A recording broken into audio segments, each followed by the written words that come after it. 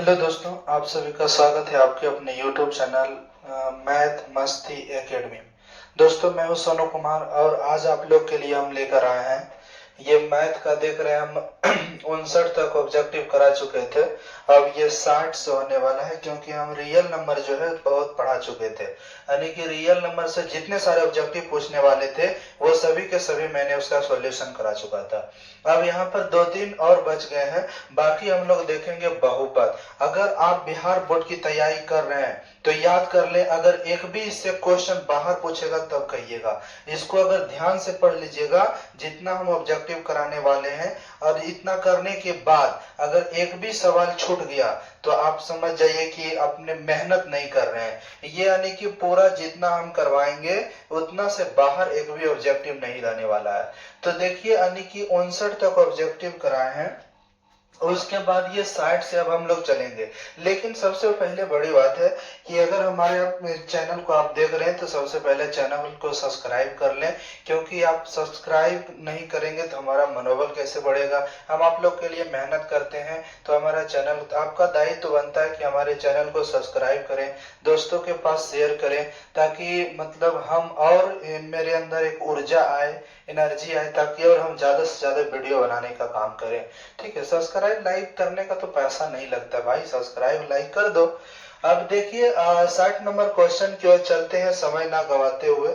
यहाँ 60 नंबर का सवाल कह रहा है, 60 नंबर में कह रहा है कि 60 नंबर का सवाल कि बताइए कि निम्नलिखित में से कौन सा भिन्न का दशमलव प्रसार शांत है।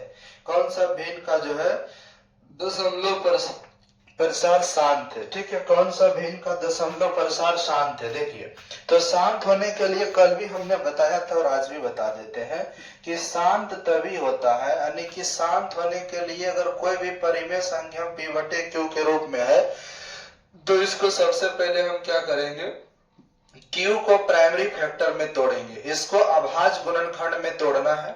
इसको अभाज्य गुणनखंड में तोड़िएगा, और अभाज्य गुणनखंड में तोड़ने के बाद अगर देखिएगा कि नीचे 2 और 5 के रूप में टूटता है, 2 के पावर m 5 के पावर m, यानी कि 2 और 5 के रूप में टूटता है तब वो शांत होगा, और 2 और 5 के भी रूप में नहीं टूटेगा तब वो क्या हो जाएगा, अशांत हो जाएगा। तो इसमें यहाँ जो सवाल हमारे सामने है, करा निम्नलिखित में से कौन सा भिन्न का दशमलव प्रसार शांत है। तो देखिए 700 का अगर तोड़िएगा तो 2 से कटेगा, देखिए 350 हो जाएगा।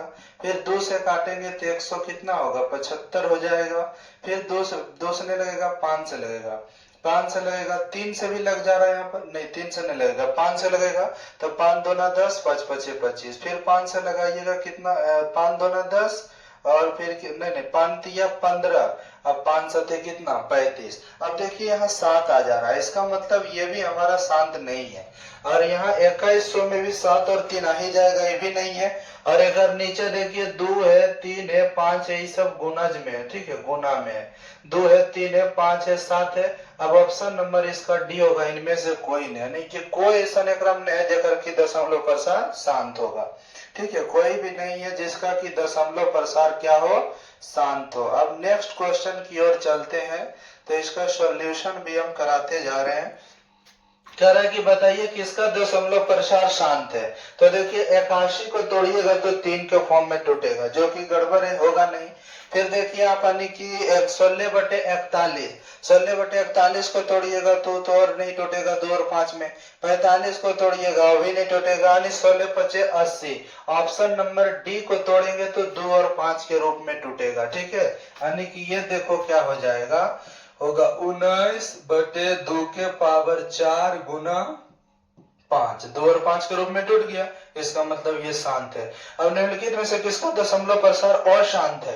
अशांत की बात करें अगर हम, तो अशांत कब होता है, जब यानी कि नीचे वाले जो होती है p/q को जब प्राइमरी फैक्टर में तोड़ते हैं, अगर वो 2 और 5 में नहीं टूटता है तब वो क्या हो जाएगा, अशांत हो जाएगा। तो यहाँ पर हम लोग देख लेते हैं कि कौन, आप अंदाजा लगाइए, ऐसे ही देखने के बाद सवाल पता चल जाता है। देखिए इसको भी तोड़िएगा तो 2 और 5 के रूप में टूट जाएगा। ये 400 को तोड़ के देखेंगे तो 2 और 5 के रूप में कंफर्म टूट जाएगा ये। फिर यहाँ पर देखिए बी नंबर 80 को अभी तोड़े तो 16 5 80 हो जाता है, 2 के पावर 4 5 आया।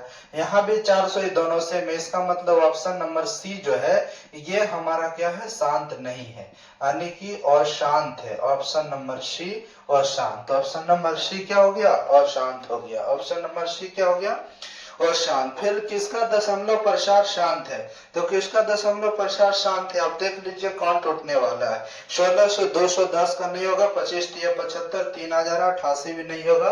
ऑप्शन नंबर ए हमारा जो है इसका प्राइमरी फैक्टर तोड़ेंगे क्यू का तो कहीं ना कहीं क्या हो जाएगा, यानी कि 1600 का तोड़ेंगे तो 2 और 5 के फॉर्म में टूटेगा। अब हम आते हैं इधर तो देखते हैं हमारा सवाल यहाँ पर जो है, यानी कि इसको हम लोग समझने का प्रयास करते हैं कि यहाँ पर बहुपद के बारे में अगर हम थ्योरी पढ़ ले तो एक भी बहुपद का जो है ना, एक को अगर सवाल छूट गया थ्योरी, लेकिन हाँ एकदम इत्मीनान से थ्योरी देखिए। अगर इत्मीनान से नहीं देखेंगे तो आपका थ्योरी नहीं समझ में आएगा, तो फिर आप बहुपद के जितने भी सारे ऑब्जेक्टिव है उसमें फंस जाएंगे। तो ध्यान रहे कि थ्योरी के एकदम बढ़िया से देखे, बिना वीडियो को स्किप किए हुए थ्योरी के एकदम सावधानी पूर्वक देखना है। तो देखिए यहाँ पर यानी कि बहुपद हम थ्योरी इसका देख लेते हैं। देखिए बहुपद, सबसे पहला सवाल उठता है कि बहुपद कहते हैं किसको, और ऑब्जेक्टिव में सवाल भी, इसमें भी बहुत सारे सवाल आएंगे, जैसे कि हम अभी कराएंगे तो बहुत सारा सवाल आपको मिलेगा कि बताइए कि निम्नलिखित में से कौन बहुपद है और निम्नलिखित में से कौन बहुपद नहीं है। तो इस तरह के सवाल भी मिलेंगे आपको। हाँ तो यहाँ देखिए ध्यान से कि बहुपद किसे कहते हैं, तो कहते हैं कि बहुपद ओकरा कहते हैं जिसका यानी कि वैसा बीजीय व्यंजक, कोई भी आपके सामने बीजीय व्यंजक लिखा हुआ रहे, जैसे ये भी बीजीय व्यंजक लिखा हुआ है, कोई भी बीजीय व्यंजक लिखा हुआ रहे और उसका घात सिर्फ और सिर्फ पूर्ण संख्या के रूप में होना चाहिए। सिर्फ और सिर्फ किस संख्या में के रूप में होना चाहिए, पूर्ण संख्या के रूप में रहेगा, तब वो हमारा क्या कहलाएगा, बहुपद कहलाएगा। भिन्न के रूप में नहीं होना चाहिए। कोई भी आपको अगर बीजीय व्यंजक मिलता है तो उसका घात भिन्न के रूप में नहीं हो। उसके बाद देखिए ऋणात्मक नहीं होना चाहिए। ऋणात्मक मतलब क्या समझे, माइनस में ये नहीं होना चाहिए, सिर्फ और सिर्फ पूर्ण संख्या के रूप में रहेगा, तब हम उसको कहेंगे कि ये हमारा क्या है, यानी कि पूर्ण संख्या। अगर बहुपद को देखा जाए तो ये घात जो होता है, घात पावर भिन्न के रूप में ना हो, ऋणात्मक में ना हो, सिर्फ और सिर्फ पूर्ण संख्या के रूप में रहेगा, तभी वो जाकर के हमारा बहुपद कहलाएगा, अन्यथा बहुपद नहीं कहलाएगा। ठीक है, अन्यथा बहुपद हम उसको नहीं कहेंगे। अब बात यहाँ पर उठती है कि बहुपद जब होता है, यहाँ से जो बहुपद होता है घात के आधार पर और पद के आधार पर अगर देखा जाए तो अधिकतर आपको घात के आधार पर ही पूछता है। ऐसे पद के आधार पर भी देख सकते हैं तो, लेकिन यहाँ पर घात देखना है। घात के आधार पर बहुपद के प्रकार, घात के आधार पर बहुपद के प्रकार, घात के आधार पर बहुपद के प्रकार। तो देखिए घात के आधार पर बहुपद जो होता है, एक घातीय बहुपद होता है, एक घातीय बहुपद, एक घातीय बहुपद, एक घातीय बहुपद, दूसरा होता है द्विघातीय बहुपद, दूसरा होता है द्विघातीय बहुपद, तीसरा होता है त्रिघातीय बहुपद। तीसरा क्या होता है, त्रिघातीय बहुपद। तीसरा त्रिघातीय बहुपद हो गया। अब आगे चतुर्थ घातीय होता है, त्रिघातीय तक ही आपको पूछा जाता है। तो घातीय बहुपद को हम लोग रैखिक बहुपद भी कहते हैं। क्या कहते हैं, रैखिक बहुपद भी इसको कहा जाता है। क्या कहा जाता है, रैखिक बहुपद। मतलब जेकर एक घात हो एक घातीय बहुपद कहलाएगा, जेकर दो घात हो द्विघातीय बहुपद कहलाएगा, जेकर तीन घात हो त्रिघातीय बहुपद कहलाएगा। ठीक है, तो एक घात वाले घातीय, दो घात वाले द्विघातीय, तीन घात वाले त्रिघातीय। तो इस तरह से क्या होता है, और एक घात वाले बहुपद को रैखिक बहुपद भी कहा जाता है। ठीक है, रैखिक बहुपद। तो सबसे पहले हमने देखा कि बहुपद केकरा कहते हैं, तो बहुपद यानी वैसा यानी कि बीजीय व्यंजक जिसका घात जो है भिन्न के रूप में ना हो और ऋणात्मक के रूप में ना हो, सिर्फ और सिर्फ पूर्णतः संख्या के रूप में हो, तब उसे हम लोग क्या कहेंगे, तब उसे हम लोग कहेंगे कि यह हमारा बहुपद है। उसके बाद घात के आधार पर ये तीन प्रकार के, एक घातीय, द्विघातीय, त्रिघातीय। एक घात रहेगा घातीय, दो घात रहेगा द्विघातीय, तीन घात रहेगा त्रिघातीय। और एक घातीय बहुपद के जब शून्यांक निकालेंगे, शून्यांक मतलब उसको हल करेंगे, तो जब शून्यांक निकालेंगे हल करेंगे तो एक घातीय बहुपद की जो हल करते हैं तो उसका एक आंसर आता है, यानी कि कोई एक गो आंसर आएगा, इसका करेंगे तो दो गो आंसर आएगा, इसका हल करेंगे तो तीन गो आंसर आएगा। और चतुर्थ घातीय बहुपद को हल करिएगा तो चार गो आंसर आएगा, चतुर्थ घातीय बहुपद को हल करेंगे तो चार गो आंसर आएगा। ठीक है, अब देखिए नेक्स्ट पेज की ओर बढ़ते हैं हम, यानी कि नेक्स्ट हमारा पेज है, ये ब्लैक हो गया, चलिए हम सेलेक्ट कर लेते हैं वही वाला, फिर से पेज हम ले लेते हैं। चलिए तो हम इधर फिर प्रीवियस कर देंगे तो ही आ जाएगा, नेक्स्ट कर दिए। अब जरा सा हमको ध्यान से देखना है कि जैसे अब हमारा बहुपद यहाँ पर इसका व्यापक रूप है ax² plus bx plus c, इस रूप में कोई द्विघात बहुपद है। ये कौन सा बहुपद है? द्विघात बहुपद है। कौन सा बहुपद है मेरे दोस्त? द्विघात बहुपद है। कौन सा बहुपद है? द्विघात बहुपद है। तो द्विघात बहुपद में हम देखते हैं कि यहाँ पर जो होता है x² के गुणांक जो है, x² के जो गुणांक है, x² के गुणांक को हम लोग क्या कहेंगे? a। जो x² के गुणांक में रहता है वो a कहलाता है, जो x के गुणांक में है उसको b कहेंगे, जो x के गुणांक में है उसको क्या कहेंगे? b कहेंगे। और जो अचर पद है उसको हम c कहेंगे, जो अचर पद है उसको हम c कहेंगे। जैसे हम देखिए यहाँ पर एक एग्जाम्पल लिखने का काम कर रहे हैं, जैसे लिखा हुआ है 3x² प्लस 5x प्लस, चलिए 6 लिख दिए। आप देखिए यहाँ पर 3x² 5x 6, अब कहेंगे बताइए x² के गुणांक यानी a का मान कितना? तो a का मान कहां से आया? x² के गुणांक से आया। तो x² के गुणांक में कितना है? 3, तो a का मान 3। x के गुणांक में कितना है? 5, तो b का मान 5। अचर पद कितना है? 6, तो c का मान 6 हो गया। मतलब x² के जो गुणांक रहेगा वो a कहलाएगा, जो x के गुणांक रहेगा वो b कहलाएगा, और जो अचर पद है वो क्या कहलाएगा? c कहलाएगा। क्या कहलाएगा? c कहलाएगा। ठीक है, अब देखिए जरा सा ध्यान से, जब द्विघात बहुपद को सॉल्व किया जाता है तो इसमें दो को आता है शून्यांक, तो दोनों शून्यांक को अगर मान लिया जाए अल्फा और बीटा, क्या मान लिया जाए? अल्फा और बीटा, तब होता है शून्यांकों का योग। शून्यांकों का योग, शून्यांकों का योग अल्फा प्लस बीटा बराबर माइनस बी बाय ए। शून्यांकों का योग अल्फा प्लस बीटा बराबर माइनस बी बाय ए होता है। अब फिर शून्यांकों का गुणनफल, यानी शून्यांकों का गुणनफल, शून्यांकों का गुणनफल अगर देखा जाए, यानी कि शून्यांकों का गुणनफल alpha into beta, alpha into beta बराबर सी बाय ए होता है। अल्फा इंटू बीटा बराबर क्या होता है? सी बाय। जैसे देखिए अगर यहाँ पर शून्यांकों का योग इसमें निकालते ना अल्फा प्लस बीटा, तब माइनस बी बाय, तो यहाँ पर b का मान कितना है? 5, और a का मान कितना है? 3, तो 5/3 हमारा आंसर हो जाता। और शून्यांकों का गुणनफल अल्फा इंटू बीटा अगर हम देख लेते ना यहाँ पर, तो सी बाय ए तो हमारा 6/3 हो जाता, काट देते 3 दूना 6, 2 आंसर हो जाता। समझे कि नहीं? ये हो गया आपका त्रिघात का जो शून्यांक, यानी कि द्विघात बहुपद के शून्यांकों का योग और शून्यांकों का गुणनफल निकाल सकते हैं। x² के गुना वाला a कहलाता है, x के गुना वाला b कहलाता है, अचर पद c कहलाता है। और यहाँ पर देख सकते हैं x² के गुना शून्यांकों का योग अल्फा प्लस बीटा बराबर माइनस बी बाय ए, और शून्यांकों का गुणनफल अल्फा इंटू बीटा बराबर c बाय ए होता है। चाहे तो आप इसको लिख लीजिए, हम हट जाते हैं। ठीक है, आप लिख लीजिए इसे आसानी से। फिर आगे की ओर हम देखते हैं, इसे नेक्स्ट करते हैं। लिख लिए होंगे, आशा करते हैं कि।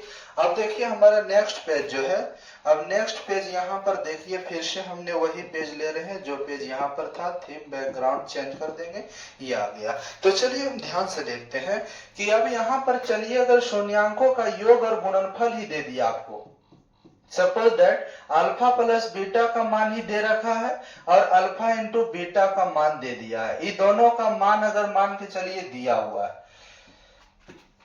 मान दिया है, ये दोनों का मान दिया है, तब एक फॉर्मूला होता है द्विघात बहुपद निकालने का सूत्र, द्विघात बहुपद निकालने का सूत्र।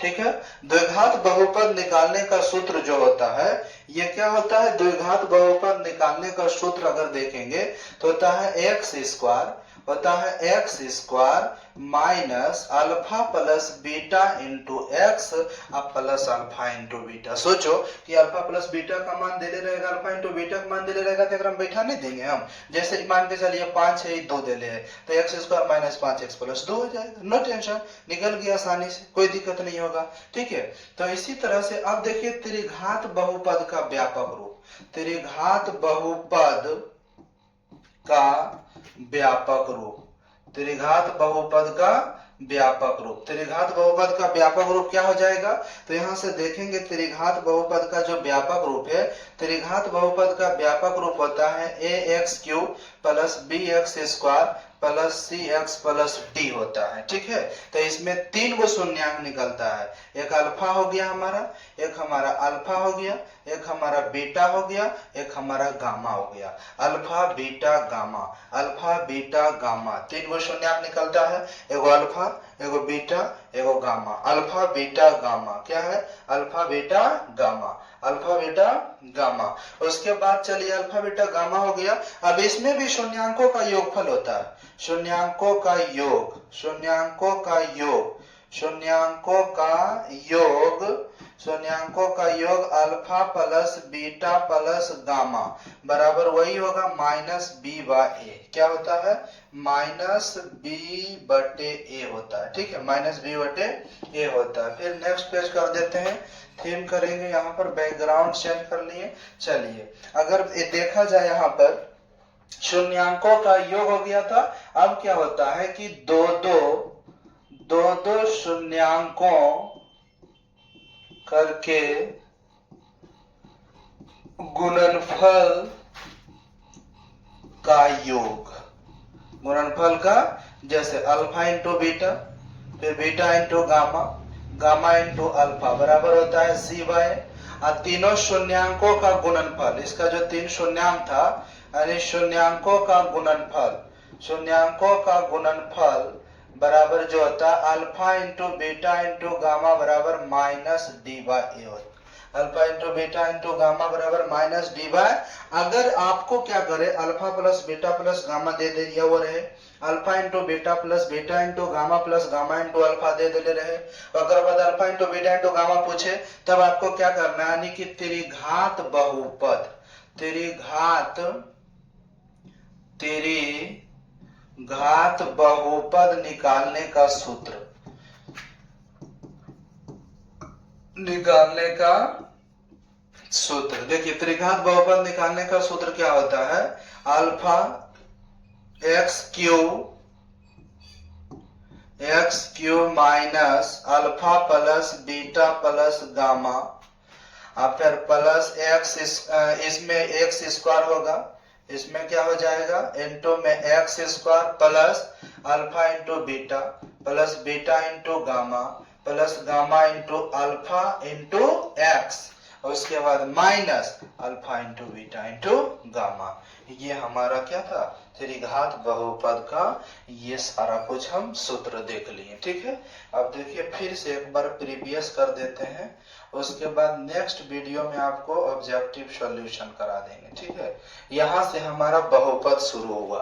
तो बहुपद हम क्या कहते हैं, वैसा बीजीय व्यंजक जिसका घात पूर्ण, यानी कि घात जो इतना रखिए पूरा पूरी संख्या में रहेगा, तब वो हमारा क्या कहलाएगा, तब वो हमारा बहुपद कहलाएगा। भिन्न के रूप में रहेगा बहुपद नहीं कहलाएगा, ऋणात्मक रहेगा बहुपद नहीं कहलाएगा। घात के आधार पर बहुपद को पूछा गया ऑब्जेक्टिव में, इसमें बहुत सारा सवाल मिलेगा, या घातीय बहुपद, द्विघातीय बहुपद, त्रिघातीय बहुपद, चतुर्थघातीय, जेकरा में एक घात घातीय, जेकरा में 2 घात द्विघातीय, जेकरा में 3 घात त्रिघातीय, जेकरा में 4 घात चतुर्थघातीय। घातीय बहुपद को रैखिक बहुपद भी कहा जाता है। फिर आता है द्विघात बहुपद का ये व्यापक रूप है, तो इसका एक्स स्क्वायर के जो गुना में वो कहलाता है, एक्स के गुना में वो बी कहलाता है, और जो अचर पद है वो सी कहलाता है। जैसे यहाँ पर शून्यांकों का योग अगर इसका निकालेंगे, सॉल्व करेंगे तो 2 का आंसर आएगा, एगो का अल्फा एगो बीटा मान लिया जाए, तो शून्यांकों का योग अल्फा प्लस बीटा बराबर माइनस बी बाय, शून्यांकों का गुणनफल अल्फा इंटू बीटा बराबर सी बाय ए कर देंगे। फिर यहाँ से त्रिघात बहुपद अगर देखेंगे यानी कि alpha plus beta alpha into beta अगर दिया हुआ रहे तब आपसे द्विघात बहुपद निकालने का फॉर्मूला पूछे तो X square minus alpha plus beta into X plus alpha into beta. त्रिघात बहुपद का व्यापक रूप है X cube plus B X square plus C X plus D.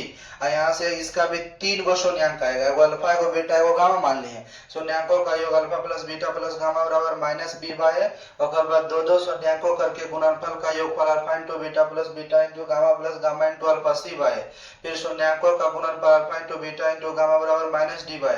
त्रिघात बहुपद निकालने का सूत्र ये हो गया X cube minus alpha plus beta plus gamma into X square plus alpha into beta into gamma plus gamma into alpha into x minus alpha into beta into gamma. इतना सारा आपका क्या हो गया, द्विघात बहुपद निकालने का सूत्र हमने ये सब कुछ बता दिया है। ठीक है, और बाद देखिए आप इसको लिख लीजिएगा आसानी से। चलिए लिख लीजिए, हट जाते हैं।